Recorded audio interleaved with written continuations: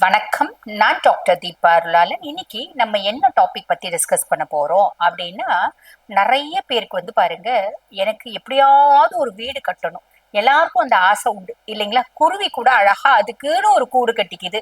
அப்ப காக்கா அதுக்குன்னு ஒரு கூடு கட்டிக்குது. எல்லாரும் அவங்கவுங்களுக்குன்னு ஒரு கூடு கட்டிக்கிறாங்க. இப்ப நிறைய பேர் சொல்லுவாங்க, காக்கா தனக்குன்னு அது தனியா கூடு கட்டுறது இல்லைங்க அப்படின்னு. அது உண்மை கிடையாது. காக்காவும் கூடு கட்டுது. குயில தான் பாத்தீங்கன்னா காக்கானோட கூட்டுல கொண்டு முட்டை வைக்கும். ஓகேங்களா? ஆக இந்த மாதிரி நிறைய விஷயங்கள் இருக்கு. இந்த தூக்கணாங்குருவி அப்படின்னு சொல்லுவாங்க. அதுவும் பாருங்க, அழகா ஒரு கூடு கட்டும். அந்த கூடை கட்டினா அந்த கூடை பார்த்தா நம்மளுக்கே ஆசை வரும். அடடா, இது என்ன குருவி தானா, இவ்வளவு அழகா ஒரு ஆர்கிடெக்சர் மாதிரி கூடு கட்டி இருக்கே அப்படின்னு. இது குருவி இல்லைங்க. குருவி, காக்கா, மைனா எல்லாமே பாத்தீங்கன்னா அழகா கூடு கட்டுறாங்க இல்லைங்களா?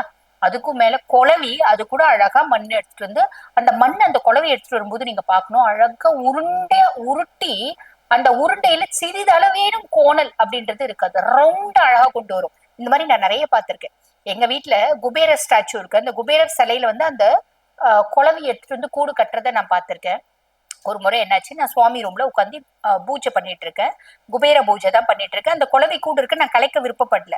அப்ப குளவி பாதி கூடு கட்டி இருக்கு. நான் கரெக்டா பூஜை பண்ணிட்டு இருக்கேன். அழகா அது பாருங்க, ரெண்டு கையில ஒரு உருண்டையா தெர்மோகோல் ரவுண்டா இருக்கு பாத்தீங்களா, பர்ஃபெக்ட் ரவுண்ட்ல ஒரு களிமண் அழகா எடுத்துட்டு வருதுங்க. எடுத்துட்டு நான் என்ன பண்றேன், அது கொண்டு அந்த குபேர சிலையில தான் விற்க போகுது அப்படின்றத பார்த்துட்டேன். அது குபேர சிலையில வச்சுட்டு போயிடுச்சு. பூஜை முடிச்சுட்டேன். அதுக்கப்புறம் என்ன பண்றேன், அந்த அந்த குபேர சிலையில கொண்டு வந்து அந்த செலுத்திட்டு இருக்கு, அந்த மண்ணை டெபாசிட் பண்ணுது. நான் என்ன பண்ணிட்டேன், குபேர சிலையை கொண்டு பூஜையை முடிச்சுட்டு ஹால்ல வச்சுட்டேன். ஹால்ல முடிச்சுட்டு அந்த பூஜை ரூம்லயே உட்கார்ந்து பார்த்துட்டு இருக்கேன். அது அழகா அந்த மண்ணை கொண்டு வருதுங்க, களிமண்ணை கொண்டு அங்க குபேர சிலை இல்லைன்னு உடனே அந்த கொண்டு வந்த மண்ணை இப்படி கீழே போட்டுட்டு பறந்து போச்சுங்க. அந்த க்ஷணம் நான் மனசு ரொம்ப கஷ்டப்பட்டேன். அவ்வளோ அழகா உருட்டி கொண்டு அந்த குழந்தை எவ்வளோ மனசு கஷ்டத்தோட விருத்து போச்சு. திருப்பி கொண்டு அந்த குபேர சிலை அங்கேயே வச்சேன். மறுநாள் அது கூடு கட்டுச்சு. இது நம்மளுக்கு பார்க்கும் போதே மனசு ரொம்ப கஷ்டமா இருக்கு பாத்தீங்களா? அதாவது ஆசையா அது வீடு கட்டணும்னு வந்தது, அந்த மண்ணை போட்டுட்டு அதே இடத்துல இல்லைன்னு போட்டுட்டு போச்சுங்க. அது நம்ம விசிறி சுவாமியார்களை பத்தி நான் ஒரு முறை படிச்சிருக்கேன். அவரு குழந்தையா இருக்கும்போது கல்லு சும்மா அவங்க அம்மா கிணத்துல தண்ணி சேர்ந்து இருப்பாங்களா, என்ன பண்ணிருப்பாரு, ஒரு சின்ன கல் எடுத்து அங்க ஒரு குருவி இருந்திருக்குமா, அந்த குருவியை சும்மா அப்படி அடிச்சிருப்பாரு. குருவியை அடிக்கல, அவர் சும்மா அந்த குருவியை போக்கஸ் பண்ணி அடிச்சதா சிலர் சொல்றாங்க. சிலர் அவரு கல்ல போட்டு விளையாடினாரு அப்படின்றாங்க. ஆனா உண்மை என்ன அப்படின்னா, அவர் சும்மா அந்த கல்ல தூக்கி போட்டு குழந்தைங்க விளையாடும் பாத்தீங்களா, அந்த மாதிரி தூக்கி போட்டு விளையாடினாரும். விளையாடும் போது அந்த குருவி மேல பட்டு, இல்ல அந்த குருவியை சும்மா ஓட்டணும் அப்படின்னு கூட அவர் அடிச்சிருக்கலாம். அது அவர் தான் பதில் சொல்லணும். அதுக்கு பல விதமா சொல்றாங்க. அப்படி போடும்போது அந்த குருவி சுருண்டு கீழே விழுந்து செத்து போச்சாங்க. அதை பார்த்த அந்த க்ஷணத்துல ஒரு வாழ்க்கையை வேணான்னு முடிவு பண்ணி ஆன்மீகத்துக்கு வந்தாராம். இந்த மாதிரி அந்த குழந்தை அந்த மண்ணை போட்டுச்சு பாத்தீங்களா, போடும்போது நான் ரொம்ப கஷ்டப்பட்டேன். ஐயோ, இது என்னடா ரொம்ப தப்பு பண்ணிட்டோமே அப்படின்னு அந்த குபேர சிலை கொண்டாந்து வச்சு, அந்த குபேர சிலையே பிரயோஜனம் இல்லாம போயிடுச்சு.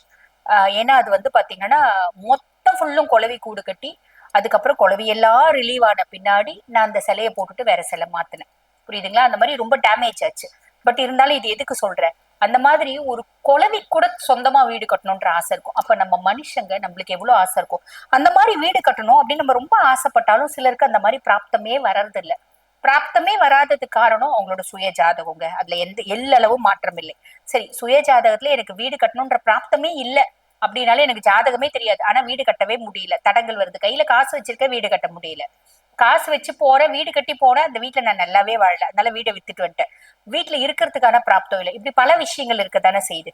இதுக்கு என்ன தீர்வு அப்படின்னா, ரொம்ப எளிமையான தீர்வு ஒண்ணு இருக்குங்க. என்ன அப்படின்னா, முருகப்பெருமான வழிபாடு பண்றது. முருகப்பெருமான வழிபாடு பண்ணிட்டே நான் வீட்டுக்குள்ளேயே இருக்கிறேன், நான் வீடு கட்டிட முடியுமா? நம்ம உழைக்கணுங்க. உழைச்சிட்டு கூட முருகப்பெருமான வழிபாடு பண்ணும். முருகப்பெருமான வழிபாடு பண்றீங்க அப்படின்னா, சுய ஜாதகத்திலே சொந்த வீட்டுக்கான பிராப்தமே இல்லை அப்படின்னா கூட கண்டிப்பா வீடு கேரண்டிங்க உங்களுக்கு. இல்ல எந்த விதமான மாற்று கருத்தும் கிடையாது. முருகப்பெருமானை எப்படி வழிபாடு பண்ணும்? செவ்வாய்க்கிழமை தோறும் வீட்டு பக்கத்துல முருகர் கோயில் இருக்கு அப்படின்னா, முருகருக்கு ஒரு நெய் விளக்கு ஏத்தி வைங்க. ஏத்தி வச்சுட்டு முருகனை 21 முறை சுத்தி வாங்க. சுத்தி வந்துட்டு, நம்ம இப்ப எந்த சின்ன கோயிலா இருந்தாலும் அவங்க அங்க நவக்கிரக சன்னதின்னு ஒண்ணு இருக்குதானே செய்யுது. அங்க செவ்வாய் பகவான் அப்படின்னு ஒருத்தர் இருப்பார். அவருக்கு சின்ன சின்ன சிகப்பு கலர் துணி எடுத்துக்கோங்க, இல்ல ஒரு பெரிய சிகப்பு கலர் துணி எடுத்து கட் பண்ணிக்கோங்க. ஸ்கொயர் ஸ்கொயரா கட் பண்ணி ஒரு 1/2 டீஸ்பூன் பருப்பு போட்டுக்கோங்க. சிகப்பு கலர் நூல்ல முடிச்சுட்டு ஒரு அகல் எடுத்துட்டு போங்க. அகலை வச்சு எள்ளெண்ணெய் போட்டு அந்த சிகப்பு தோரம்பருப்பு மூட்டையை வச்சு நீங்க ஏத்தி நவகிரகங்களை 9 முறை சுத்திட்டு வந்துருங்க. சுத்திட்டு வந்து அன்னைக்கு மாலை மாலை காலையிலேயே இந்த கோயில் வேலையை முடிச்சுட்டு வந்துருங்க. எப்பனாலும் போங்க, 8 மணிக்கு 9 மணி கோயில் திறந்திருக்க நேரம் போய் செஞ்சுட்டு வந்து அன்றைய தினம் மாலை வந்து பாத்தீங்கன்னா முருகப்பெருமானோட பதிகம் ஏதாவது ஒண்ணு படிங்க, பாராயணம் பண்ணுங்க. அதாவது கந்தகுரு கவசம், கந்தர் அனுபூதி, கந்த சஷ்டி கவசம், சண்முக கவசம், இந்த மாதிரி எதுனாலும் வேல்மரல் எதுனாலும் பாராயணம் பண்ணுங்க. பாராயணம் பண்ணிட்டு நான் எப்படியாவது சொந்த வீடு ஒண்ணு கட்டிடணும் முருகா, அதுக்கான பிராப்தத்தை நீ ஏற்படுத்தி கொடு. இது 21 செவ்வாய்க்கிழமை தொடர்ந்து செய்யுங்க. உங்களோட எண்ணங்கள் ஈடேறும்.